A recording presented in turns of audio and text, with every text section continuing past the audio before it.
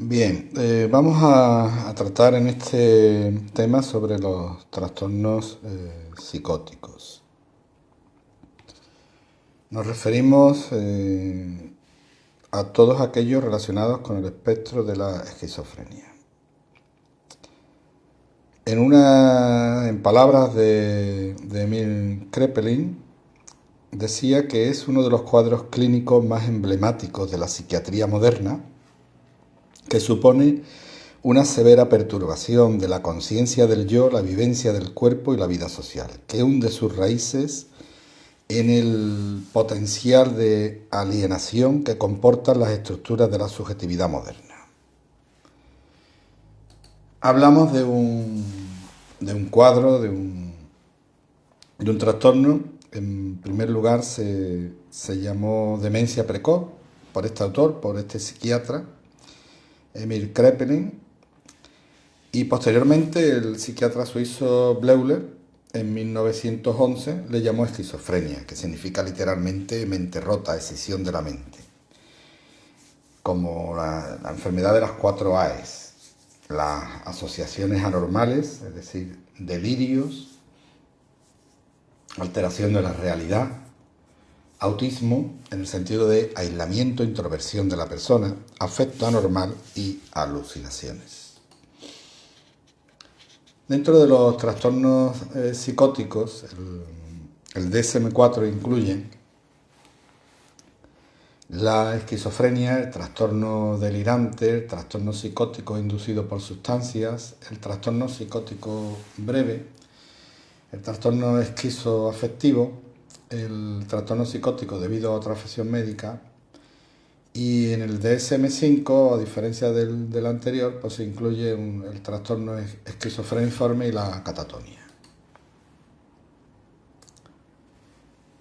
Si bien en el DSM-5 no se contemplan los subtipos de la esquizofrenia, nosotros de una forma pedagógica,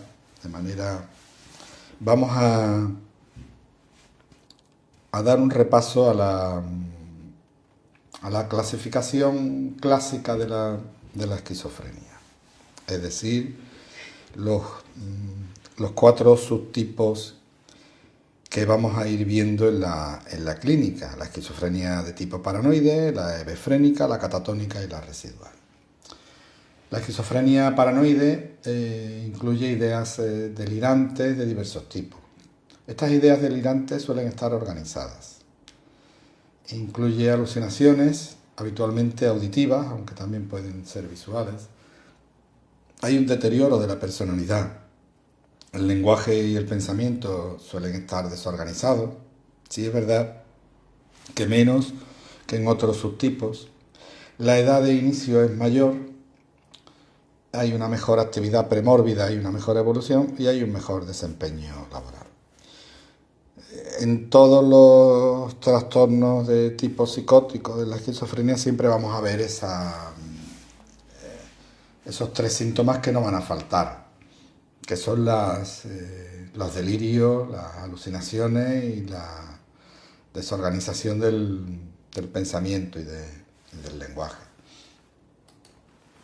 La esquizofrenia desorganizada o hebefrénica se llama hebefrénica por la mitología. Hebe en griego significa juventud, la joven diosa que le servía las copas a los dioses. Hebe. De ahí viene, como si fuese mente joven, en este caso mente rota en el joven, hebefrénica. Muchas veces encontraréis en la literatura que se habla simplemente de tiene una hebefrenia, cuando se está refiriendo a una esquizofrenia de tipo juvenil, adolescente, desorganizada, porque el inicio es en la adolescencia. El comportamiento es más desorganizado, más desinhibido, inapropiado, con muecas, manierismo, con risas inopinadas. La afectividad está más aplanada. También se dan las ideas delirantes, las alucinaciones son más duras, están fragmentadas, no están sistematizadas. Y hay un peor pronóstico a largo plazo. Hay un tercer subtipo de esquizofrenia, que es la catatónica, donde los síntomas que prevalecen son más motores, sensoriales, verbales. Hay mutismo, hay negativismo, hay movimiento estereotipado, una cierta flexibilidad cérea y disminución de la sensibilidad al dolor. Recordar que en el siglo pasado se le llamaba al autismo una esquizofrenia infantil. En este caso, además, que se dan delirios y alucinaciones. Y pueden pasar del estado catatónico, de ese estado estuporoso, a la agitación. También la edad de inicio es temprana y tiene mejor pronóstico que los otros subtipos.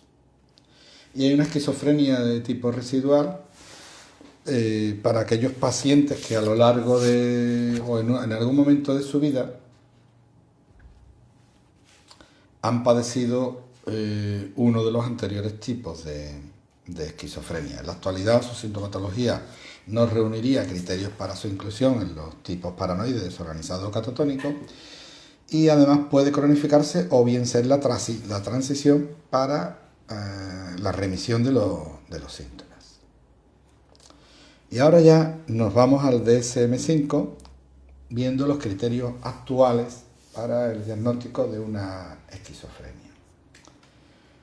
Serían tener 2 o más de los siguientes síntomas: delirios, alucinaciones o discurso desorganizado. Uno de estos 3 es obligatorio. Y después se puede dar cualquiera de los, o bien pueden ser 2 de estos 3 o los 3, pero uno de estos 3 al menos tiene que estar. Y además estaría el comportamiento muy desorganizado o catatónico o síntomas negativos, es decir, una expresión emotiva disminuida o abúlica. Durante al menos un mes, una gran parte significativa del tiempo de estos 2 o más síntomas, con una persistencia durante al menos 6 meses con esa sintomatología activa y con un deterioro laboral o social. Hablamos también de las fases de la esquizofrenia, donde habría 4 fases: la prodrómica, la fase aguda, la fase de estabilización y la estable. En los pródromos lo que predominan son los síntomas negativos y afectivos, es decir, el aislamiento progresivo del paciente, la disminución del funcionamiento cognitivo, social, emocional, donde se aleja un poco de su entorno, se aísla más que se aleja. Habría una fase aguda donde predominan los síntomas positivos, el paciente sufre una desconexión total ya con el entorno que le impide realizar cualquier actividad o actividades ya sean instrumentales o básicas. Hay una fase de estabilización, que es la fase post-crisis, que es la más larga en el tiempo, donde los síntomas positivos se han atenuado, pero permanecen los síntomas negativos. Presenta al paciente una sensación de confusión por la situación que ha sufrido, lo que muchas veces les puede llevar a una depresión post-psicótica. Y la cuarta, que sería la fase estable, donde el paciente está libre de síntomas positivos o es consciente de estos síntomas y es capaz de convivir con su presencia. Normalmente existen síntomas negativos, aunque de manera más atenuada. Y bien, ¿por qué se produce la esquizofrenia? ¿Y en qué medida existe la esquizofrenia en el mundo? ¿Cuál sería la incidencia, la epidemiología de la esquizofrenia? Bueno, pues hay mayor incidencia de esquizofrenia en países subdesarrollados. Tenemos que decir también que la aparición suele ser al final de la adolescencia, entre los 15 y los 24 años, y es más precoz en los hombres que en las mujeres. Y antes decía que hay una mayor incidencia en países subdesarrollados, pero hay una mayor prevalencia en países desarrollados. ¿Y esto cómo es? Bueno, pues recordad que la incidencia es el número de casos nuevos, mientras que la prevalencia son los casos en un momento determinado, la foto que se hace en un momento determinado. Y hay más en los países desarrollados porque hay mayor calidad de vida y hay mayor esperanza de vida. Entonces el paciente tiene mayor, esperanza de vida, y a lo largo del ciclo vital pues se ven más pacientes con esquizofrenia. Hay mayor mortalidad en países subdesarrollados, con lo cual no hay tanta prevalencia. Y como factores de riesgo para la esquizofrenia, tendríamos que decir que el ser hombre es un factor de riesgo, porque hay entre un 30 y un 40% más en hombres que en mujeres. El vivir en el área urbana también es un factor de riesgo, porque hay más casos en el área urbana que en la rural. El ser inmigrante también es un factor de riesgo, por la soledad o el escaso apoyo social, y esto lo vemos que las personas migrantes, el pico de incidencia se da tras 10, 12 años de estar viviendo en el país de recesión. El hecho de haber nacido en invierno, hay un riesgo quizá un poco mayor. Y esto puede ser debido a la exposición del virus de la gripe A, B, en la fase prenatal. Ser pobre es un riesgo, pero claro, ser pobre es un riesgo para la esquizofrenia, para la gripe y hasta para romperse una cadera. Pero bueno, cuanto más baja la clase social, hay más problemas sociales y hay mayor incidencia de esquizofrenia. Y el consumo de tóxicos es también un riesgo. Se asocia el consumo de cannabis como un factor precipitante de la aparición de la esquizofrenia. Y entre las hipótesis causales de la esquizofrenia tendríamos la heredabilidad, las hipótesis bioquímicas o la teoría del neurodesarrollo. Con respecto a la genética, hay que decir que los familiares de primer grado, entre padres e hijos, tienen 10 veces más probabilidades que el resto de la población en general. En cambio, se da la circunstancia de que los gemelos monocigóticos, es decir, gemelos, un espermatozoide, fecundan el óvulo y se divide en dos gametos, dos cigotos, comparten placenta. Estos gemelos iguales no llega al 50%.